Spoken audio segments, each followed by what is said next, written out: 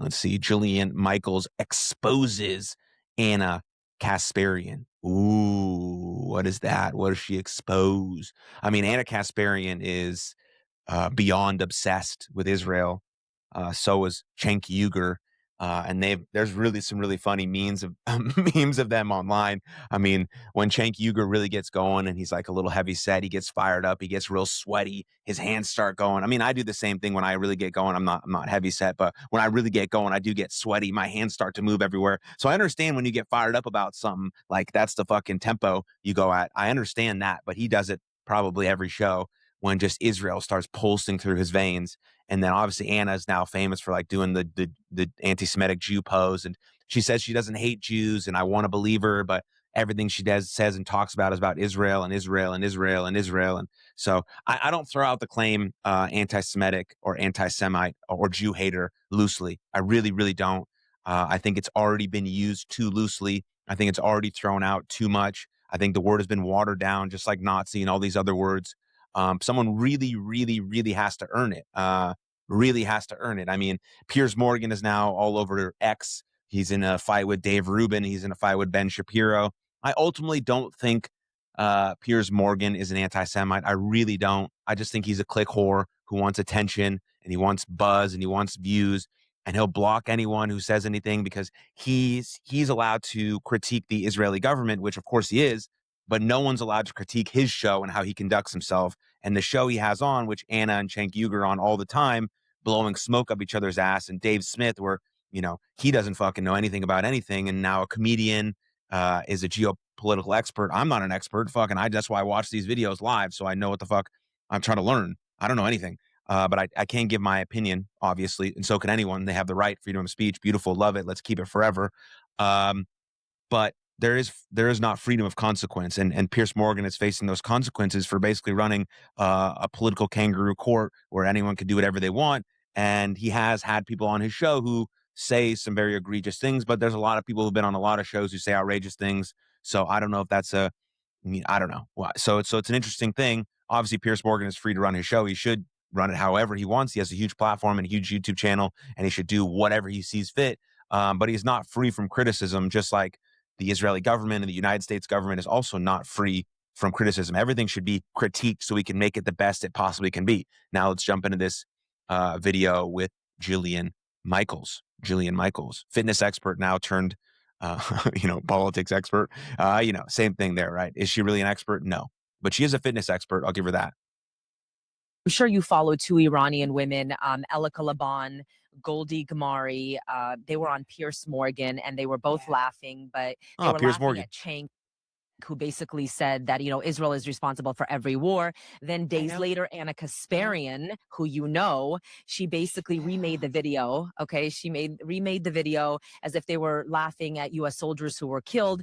Then, Elika posts on her social media that she got death threats. Her and Goldie got death threats from an Iranian backed hacker group. Um, you know, it's scary that their lives are on the line. You worked with Anna Kasparian. You were on a talk show with her, Her Take on PBD.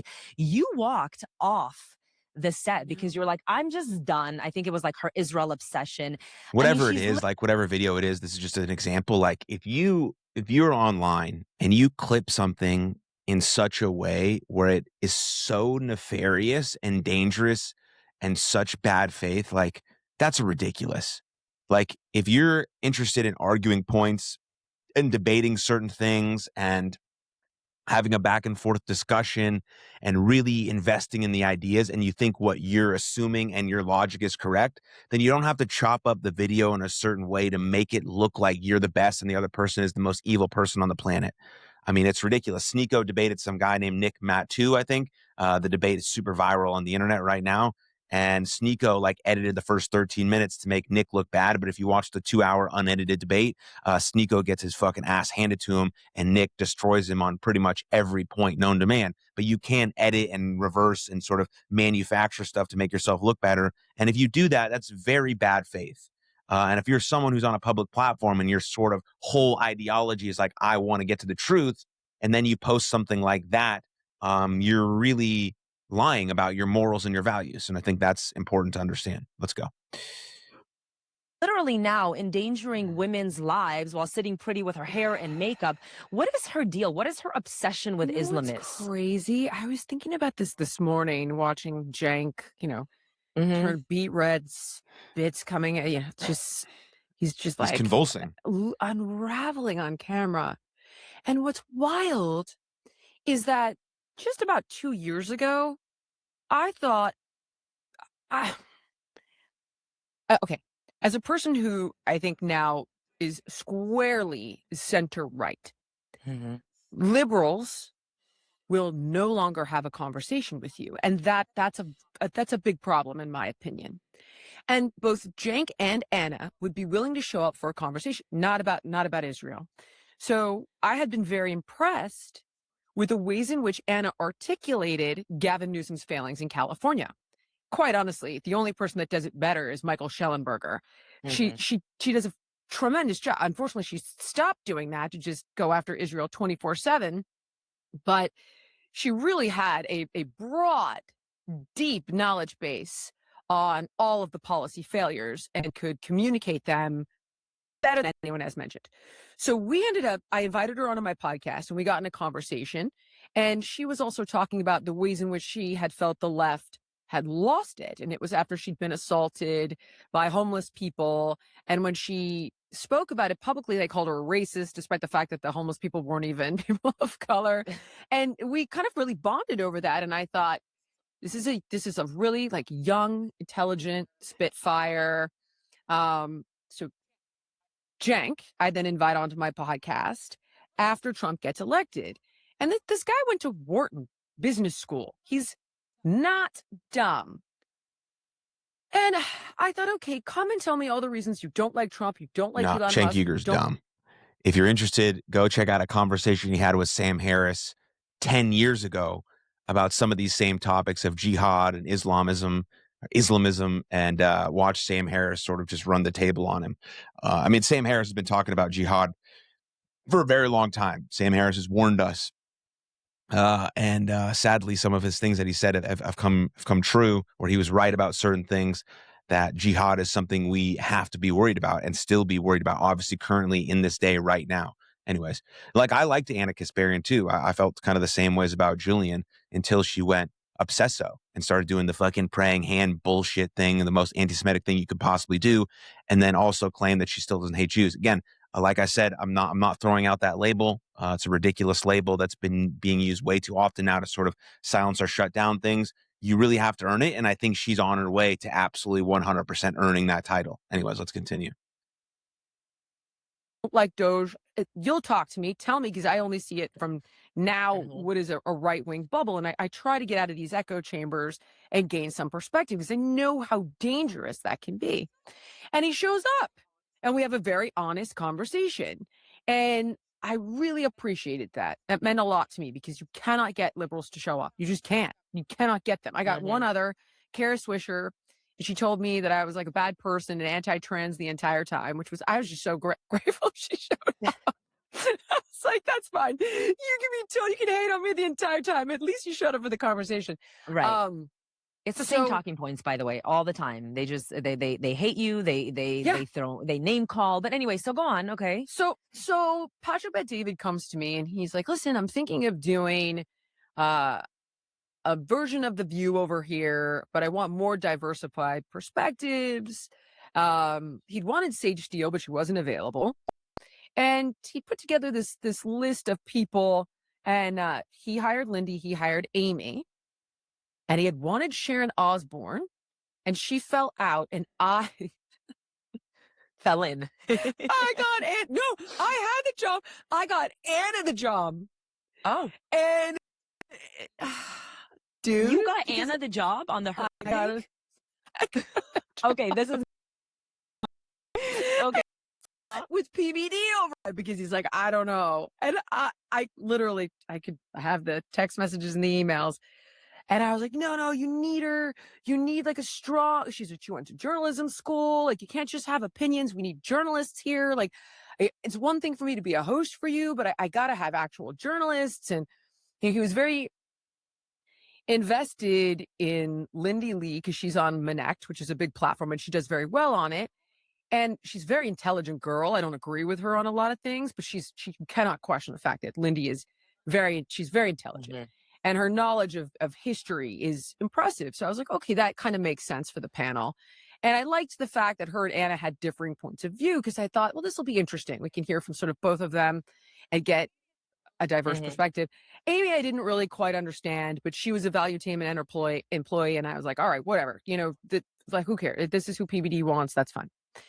So as time went on, I started to watch this transformation with Anna, and everything was anti-Semitic. Everything. And there were these crazy statements where she would suggest on the podcast that the Jillian's throwing it Jews out were there. She's responsible. using the word. So maybe I guess maybe Anna has earned it. I mean, I don't watch every single one of Anna Kasparian's shows or comments, or I don't even follow her. She just pops up on my feed because it's like part of the algorithm that I'm invested in. But maybe she's earned it. Fuck it. Maybe she's earned it. She is definitely Israel obsessed. I know that.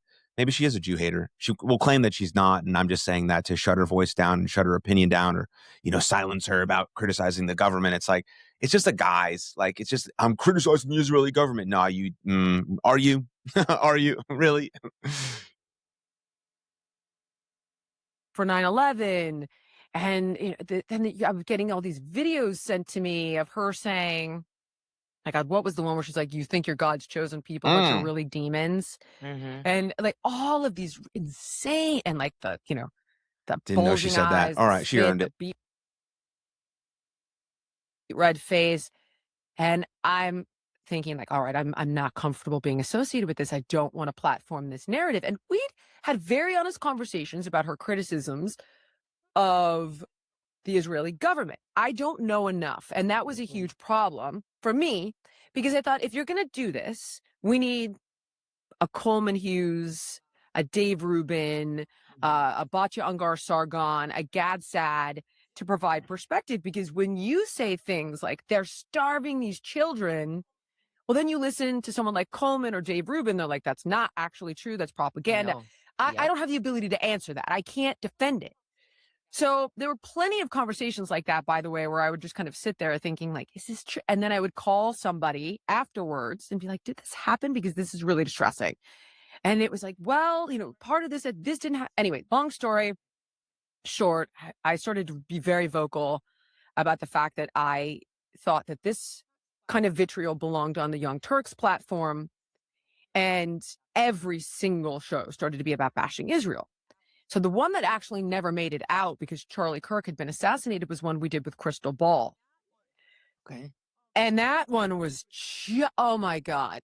So at the end of at the end of that show, I had suggested, like, this is going to hurt a lot of people. Like, we cannot, this is not responsible anymore. We don't have a balanced Talk perspective. about someone who's also And obsessed with Israel. It's Crystal Ball and her fucking weird husband who's got fucking frosted tips and wears sunglasses indoors. Like, give me a fucking break, dude. Who also, speaking of having a conversation with Sam Harris 10 years ago, that dude, Kyle Kalinske, also had a conversation with Sam Harris 10 years ago where he gets fucking wrecked as well. So not sure why I was watching those from 10 years ago, but, because I didn't see him 10 years ago because I wasn't in this space. I was too busy fucking running around as a professional wrestler. But now I'm all in. You give me all the information because I don't know much. gotta rein this in.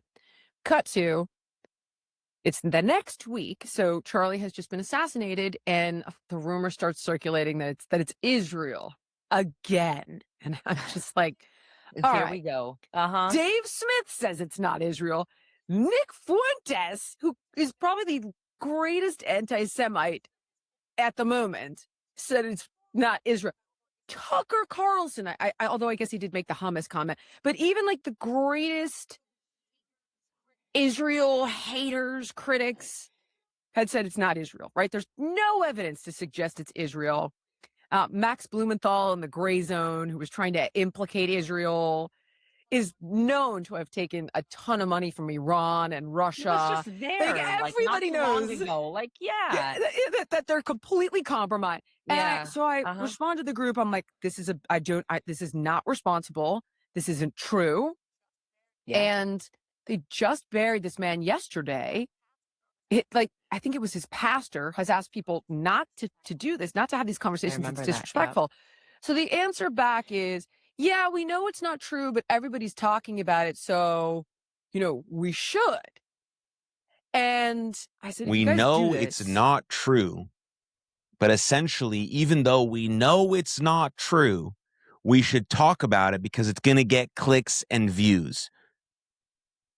That is morally bankrupt and fucking ass backwards. We know for a fact it is not true, and there is no sound evidence to suggest that it is true or could be true, but we should talk about it anyways to put the assumption and the conspiracy theory out into the air so people can make their own judgments about it.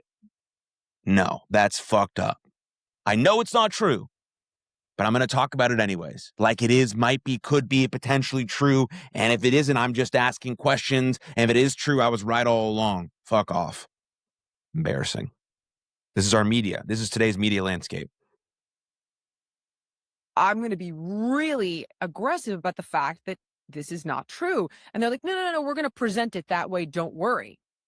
So, of course, we get out there and all three of them actually accept Anna. That's what's so crazy. Amy and Lindy tried to actually make the case that it was Israel. Lindy's trying to give credibility to Max Blumenthal, which I was because Lindy, by the way, behind the scenes is messaging me being like, Anna's losing it. Anna, this is crazy. We got to calm this down. So when Lindy all of a sudden tried to make that case, I was so pissed because I'm thinking, you've been asking me to get a grip of this situation. Also, women working And together is here- fucking nuts. Dude, all they do is talk behind each other's back, stab each other behind the back, try to get them the job, and then get them fired. It's like, holy cow, I don't know how any of these women do it when they work together, when all they're doing is basically trying to have the other one, commit social suicide by accident or not. It's like, holy fuck, dude. You guys just can't get along and do the show. And like, I get it though. Like there's lines and boundaries you can't cross, but I'm just speaking sort of in general about, 4 or 5 women working together. It's a nightmare. you're now trying to make the case. Wow. Amy is then like, well, Candace. I'm like, what is your evidence, Amy? And she's like, Candace Owens. And Oh, okay. Yeah. I'm I like, know. oh my No. God, what is Because I happening? know. Uh-huh. What is happening? Uh-huh. And then Anna, to her credit, goes, yeah, no, it's not true. There's no evidence. However, and then launches into another attack on Israel and Netanyahu. And it was just because there was nothing, nothing relevant about what we were. And at that If moment, you're I like, just was if I you're can't do like that. one piece of solid evidence comes from Candace Owens, you've already fucking lost. That woman has zero journalistic integrity. She is the biggest clickbait attention whore there is in the whole world. And if you're one piece of evidence, like, well, I heard Candace Owens say it, you've already fucking lost and you're retarded. I can't be a part of this. This is wrong. It's just, this is not okay. You're going to get people killed. Like, you Yeah. can't do this. This is insane. I just watched a video. I'll give you an example for anybody who thinks this is hyperbole. I just watched a video of a guy, maybe you've seen this actually, on college campuses trying to raise money from students. And his pitch to them is that we have to go after the Jews where they live because they've grown out of control.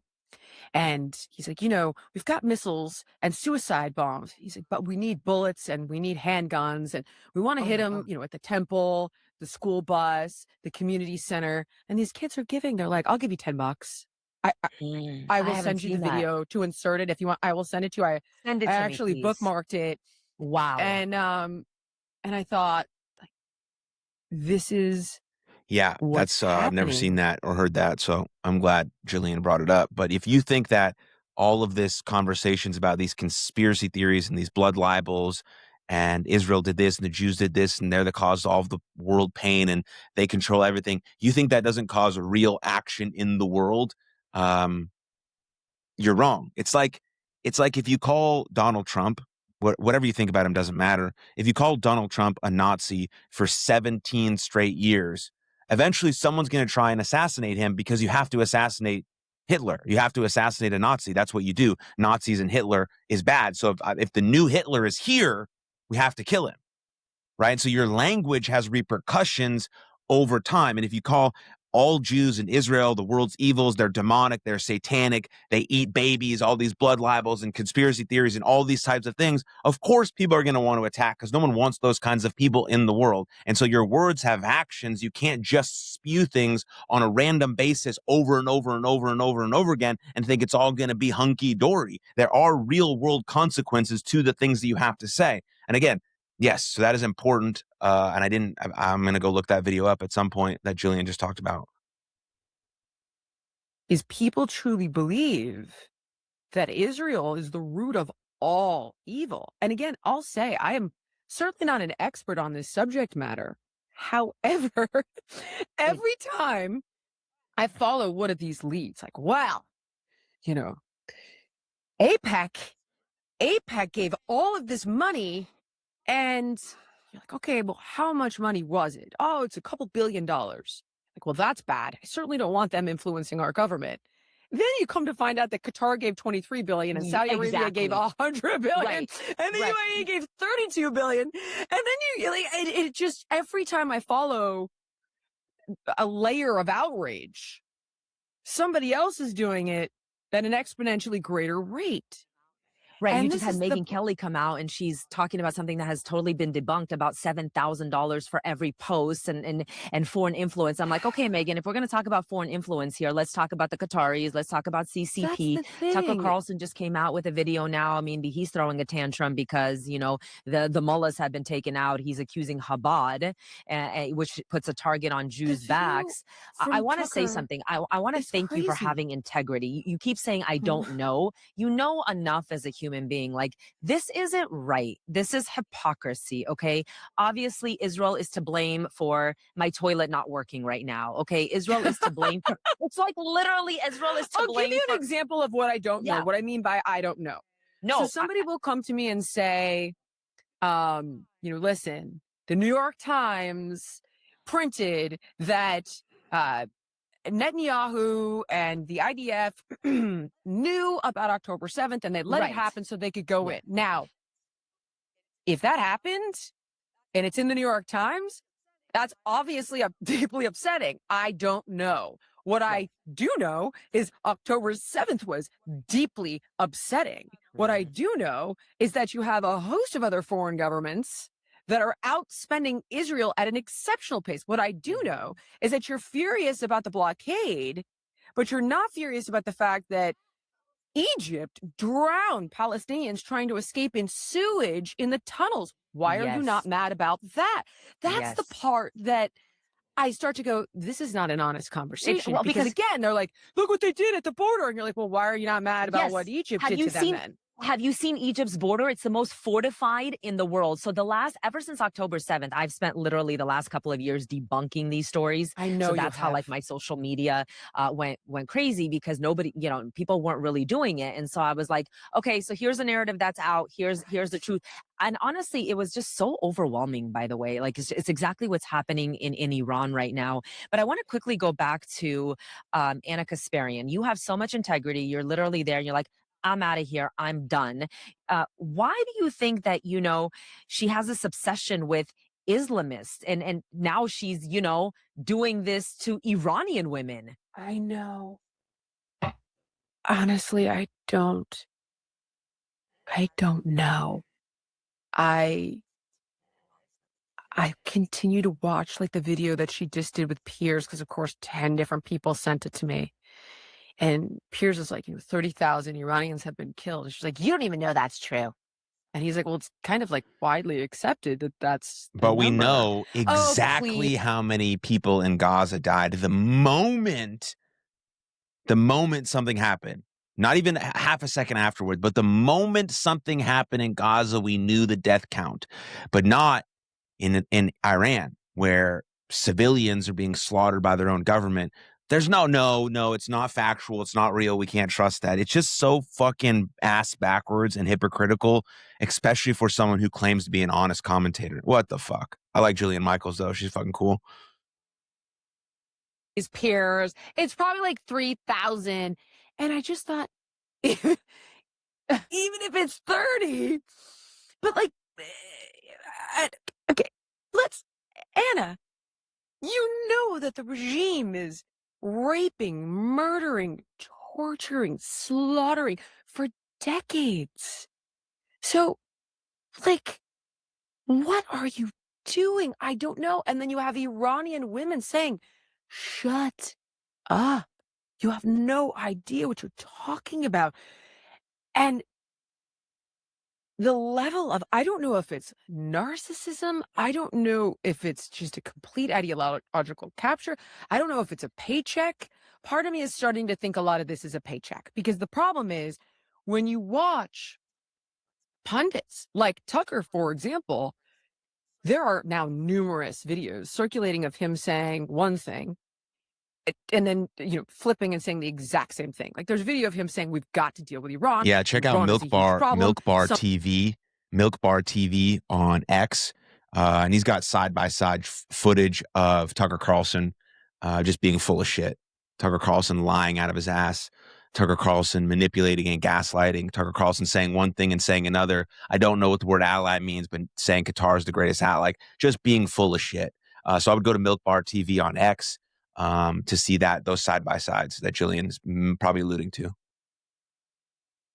Somebody needs to have the balls to deal with this properly, to now being like, Iran not a problem. It's a totally different person. It is a totally different person. As I think about this bigger picture, you kind of, respected Anna. You brought her on the show to be on the Her Take. Do you believe that? You had some sort of friendship, right? Do you believe that she actually believes in what she's saying? I do. I do. Well, there's that.